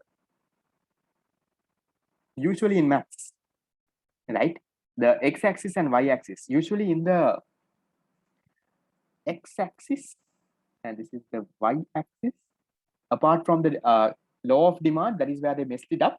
Apart from that, usually price on demand price comes here. So this is the independent variable, right? This is the dependent variable. So money demand is dependent on income. So which one is what? Okay, if I want to highlight this, this is the independent, okay, independent variable, and this is the dependent variable, right? Apart from our what? Price and quantity demand, that is where they entirely messed it up. But apart from that, that is how it is. So in this, what is the dependent, what is independent? What depends on what? It's money demand depends on income, right? So this would be money demand, this would be income. This is MD, right? Money demand for transaction motive depends on income. This is Y. That's the independent variable. Okay, that's how it would look like. Okay, so in this case, they're asking you to draw and explain, right? Explain using a diagram relationship between income and money demand for transaction motive, right? So what can you do now? First of all, guys, giving a brief explanation about what is transaction motive, right? I'm not going to go into that detail. I'm hoping you all know the basic, right? So transaction motive is where people keep in money for their day-to-day transactions. Why? Because there is a gap between when they actually receive money and the payments are made. Payments are made on a day-to-day basis, but they usually receive money on what? At the end of the month. So then you can say the amount of money that people hold for the transaction motive depends on the income that they earn. So, and then you can say there's a direct relationship between the income people earn and the money that they hold under the transaction motive. So if you put that into a diagram, this is how it would look. Is it wrong if you write y-axis as income? Mathematically, it's wrong. I'm not sure if they would give you marks, but mathematically, it's wrong. Right? So this has to be independent. This has to be the dependent has to be A. Please don't mind small what mistakes in my spelling. My English is not that bad. It's okay, but in RE when I type, it can get a little bad. Don't judge me. Don't judge my English based on what I type. Okay, that is that. Guys, I'm hoping you all can do stuff. Right? Can handle this, right? I don't think that's that bad. Easy question. Right? So explain what that is. Draw the diagram. Show how the diagram looks. It's a direct question that comes from your tube. So if you really want to go, you can put in a few examples also. You can say, okay, when the income is this much, right? The money demand is this much. If the income goes into, let's say, a higher level, the money demand goes into this level. So you can show that there is there's a positive relationship. So I think you all can handle this. Not that hard. Okay, the next one. Explain why credit cards are taken into account while debit cards are not when determining money supply. Remember, earlier we talked about, right? Earlier we said that, what did we say? In a previous question, we said credit cards are not money. Right? They said not money because it doesn't perform the functions of money, no store of value. It's just temporary loan, all of that. Because of that, it's not money. But here they are saying, right? Look at this question. And it's talking the opposite. Not really the opposite also. Here they are saying, explain why credit cards are taken into money supply. They are not asking why credit cards are not money. They're asking you why is credit card taken in money supply. Very confusing area though, right? So first of all, they say credit card is not money. Now they are saying credit cards are taken into money supply. Why do you think credit cards are taken into money supply? But debit cards are not taken into money supply. The second part of this. So credit cards taken into money supply. Why? I think, right? So guys, these credit cards are taken into money supply because this goes as a loan, right? So, okay, nice. I have I have the perfect thing that I want to type, so I'll copy and paste it. Thank you. Thank you. So here we say, right, credit cards create new loans. So their liabilities and they are included under credit to the private sector under the M2 definition. Yes, what happens here is, right, now usually, now it's not a very practical thing, but remember when when in credit creation, remember when we studied, when the commercial bank gives you a loan, what do they do? What do they do first? Do they give you the cash? Where do they put it when they give you a loan? When commercial banks gives you a loan, it comes into an account, right? It's an account that gets debited, right? So that same logic, you can use a bit of that logic. I'm not saying it's the exact same thing, right? But that bit of logic you can use. Now, credit cards are also, remember we talked about, it's like a short-term loan. When you go and swipe in, it's like a short-term loan. So as a result, you can say that it is taken into money supply. That goes, there is some deposit involved. So you can say credit cards that create new loans, so their liabilities and are included under credit to the private sector under the M2 definition. So you can put in stuff like that. And then why are debit cards not money, guys? Cards not taken. Remember, I told you this. Debit cards are not taken into money supply because if you put debit card in, take it into money supply, you will be double counting, right? Because this is the same amount of money that is there inside your savings account, right? So it's exactly okay. Debit cards are issued against the bank. I'll just copy and paste because I'm very lazy type, right? So debit cards are issued against the bank deposit. Cards are issued against the bank deposit. That is 1 point, right? So okay, they're issued against existing accounts. Perfect, right? So I can say existing accounts. I guess that is what happens over here, right? Now a debit card. Now, for example, the money that you have in your debit card is the money that is there in your savings account, no? So if you take the money in your debit card again, you're counting it twice. Do you see there is a problem, right? You can't go and say in my savings account I have 100,000, in my debit card also I have 100,000. That means I have 200,000. No, right? You only have 100,000. If you have 100,000, I think you're a pretty rich fellow though. But never mind. Does anyone, you'll actually collect money, no? No, all the money that you get. I know there is no much of pocket money these days because everything is online. But usually when you go to school, when you go for classes, there's a lot of pocket money and there's a lot of things that gets collected. Sometimes class fees also gets collected for some people. I've not collected class fees. I think there's once I collected class fees. That means did not go to the class the entire month and collected the money. That's a difference. So that happened only once, right? But that was like a very rich month. Class fees is around 5,000 something for around 2 or 3 subjects. So did not go for classes that month, so the 5,000 is on my pocket. Happened only once, but not every time. Okay, some people collect and give it back to their parents. Nice, not bad. I was not that of a saint, but yeah. Right. I don't know why I went. I would have had something. Maybe he went out with friends or something. But still, we got the things done, right? That is what that is. Okay, that's the 20. I'll not give you that advice. Try to go to class. Okay, the third one here, 2014. Okay, 2014, what are the objectives of the central bank and explain how these objectives are achieved? Okay, what are the objectives of the central bank? I'll put this over here. Guys, the YouTube channel is iTutorSL. I think you only have unit 1, 2, 3 yet, right? So in this, you can find all these class recordings for now for 1, 2, 3. The others also, I think 4, 5 and stuff will come soon. 6 and stuff, I'll put it after that. Will come. Okay. Okay. So what are the two these things? What are the two objectives? It's maintaining price and economic stability, economic and price stability, and then financial system stability. Is gold near money? I don't think. I will not take gold as near money. You can take gold as near money. Not really. Store value, yes. Minimum thing, no. To some extent, yes, but in general, I will not. I don't feel. Yeah, commodity money is a better concept, not really near money, right?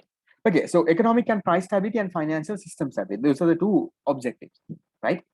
And then how do they achieve these objectives? What do you write over here now? How do they achieve the objective? Hmm? How does the central bank achieve the objectives? Think, see if you can figure something out.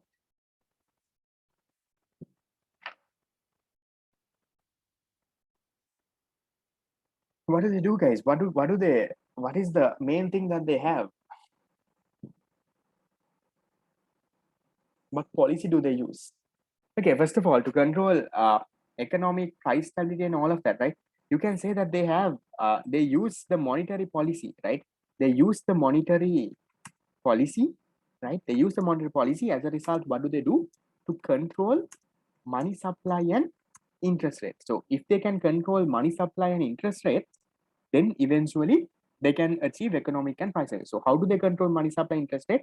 You can talk about controlling the SRR, you can talk about open market operations, you can talk about policy interest rates, right? There's a lot of things that you can talk about here, right? So as a result, they are able to achieve economic and, okay, yes, bank rate, right? All of that you can put inside this.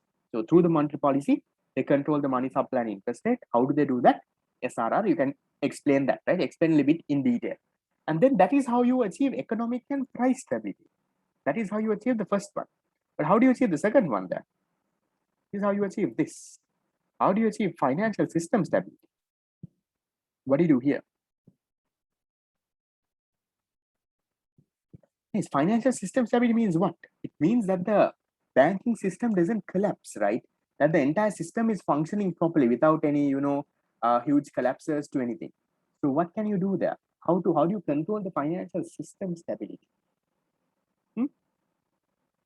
That is, for example, to make sure that a bank does not run out of money, to make sure, everything is properly functioning. What can we do? Financial system stability.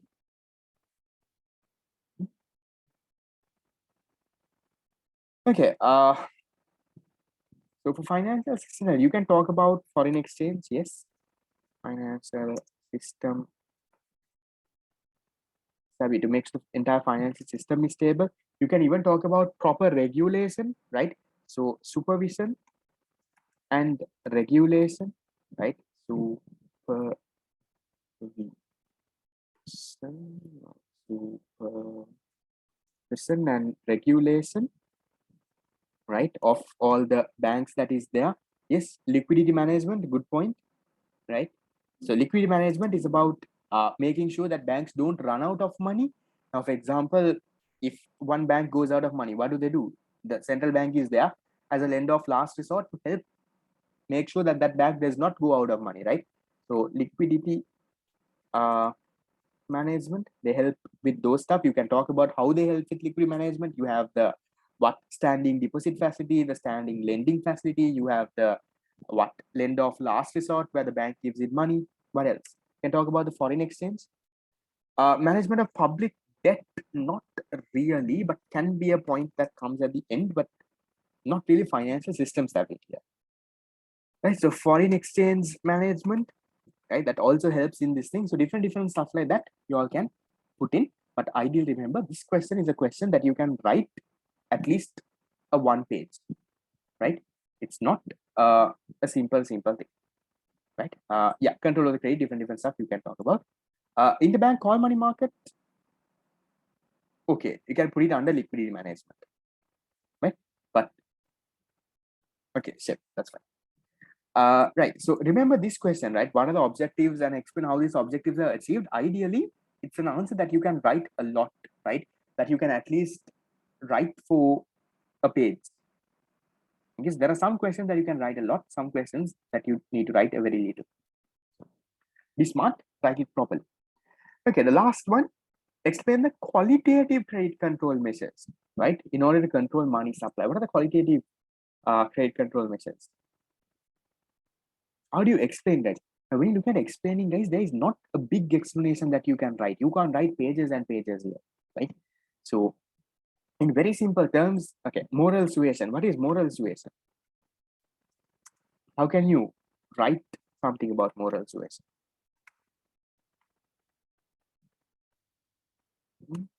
It's T, right? No, it's S. Moral suasion. What can you write about this? Okay, controlling the volume or the direction of the flow of loans. Yes, correct. Yes, guys, I'm not saying for 5 marks you write a full page. Guys. It depends on the question. There are some questions which you can write a full page. Especially the previous question you can write. Okay, so this is one, volume and the direction flow of the loan. Changing the collateral requirements. Right, good point. Moral suasion. Exactly. Guys, moral suasion in simple terms, right? If I'm to give you, this is like advice, right? Now, what type of thing you can put it in your own words? I'll simply explain what moral suasion is, right? Now, for example, let's say the central bank wants to reduce money supply, right? So what they do is they convey their objective. They tell their objective to the commercial banks. They tell commercial banks, listen, our objective currently is to reduce the money supply. So please act according to that. So what will commercial banks do? Commercial banks will then, reduce the amount of loans they give, right? They will act according to that. That is what you call moral suasion. So you don't put rules and stuff saying this and that. You simply say, advice. You say, okay, this is my objective. Please act according to that kind of thing. Yes, it's like you persuade them to do that. Okay. Then guys, to 2015 will not do today. We'll do it next class. No problem. Okay. Controlling the volume or direction of flow of credit. Guys, the volume means, now for example, the amount of loans that this bank can give. For example, they say, okay, don't give in loans for, let's say, more than 5 million. Maximum amount of volume of a loan you can give is, let's say, 2 million. So they will put in restrictions like that, right? A maximum volume. And also the direction. So they can say, okay, for example, giving loans only to the agricultural sector. Don't give in it to multinational companies that are trying to do something. So different things like that you can put in there. That is what controlling volume or direction is. And then the third one, change in the collateral requirements. Yes, collateral requirements means now, for example, when you go to take a loan, sometimes the government, not the government, the banks don't just give you a loan, right? They tell you to keep something as collateral, something as security. Now, for example, your house, they tell you to keep your house as security, then we'll give you the loan. So if you can change that, now, for example, if you increase the amount of collateral requirement, you say, okay, if you want to take a small loan, you have to keep your house as, a mortgage. Only then you can take. So if you increase it like that, then the amount of loans are going to fall. No, it's very hard to take a loan. But if you can reduce the collateral requirements, if you come and say, okay, no problem, you don't have to keep any of that. You can simply show your income slips, right? You can show your income, and then you can, let's say, get the loan. So that is what change in collateral requirements is. Then, okay, credit ceilings, fine. What else? Maximum limit of credit, that's like the volume and this thing. That's kind of same. Is there anything else as the answer scheme talking about? Okay, there was a question. Answer scheme says prescription of margin requirements for letters of credit and what is it? Guys, letter of, have you all heard letters of credit? That is like when what importers and exporters use, right? When importing, exporting. So it's making changes in that. That is what that is required, right? So when you import and export, you open something called letter of credit. You would study that in, I think, in business studies, if I'm not mistaken. So controlling that, maybe the requirements for that and stuff. That is what is there is an answer like that. I don't know. Okay. So these kind of things, guys. Now remember your explanation can't you. I don't think you have enough stuff to write for pages and pages, but at least one of these points, right? For at least 2 to 3 lines, you should be able to expand. Right? So practice now by expanding it. You can definitely Google stuff and you can find out as well. So practice to expand it. As a result, you should be able to write. So if the same question comes the next year, you write the exact same thing. And there is a high probability that the same questions do show. Okay, that is it with the 2014 paper. The 2015 one, guys, will ideally do it the next class, right? So I think it's 9:30. You all might have some other classes also. So next class, what we'll try to do is we'll try to finish off the entire essay questions. if you write 3 points, explain, you get 5 marks. Ideally, I would have wanted to see at least 4 to 5 points. Okay, so we'll do this.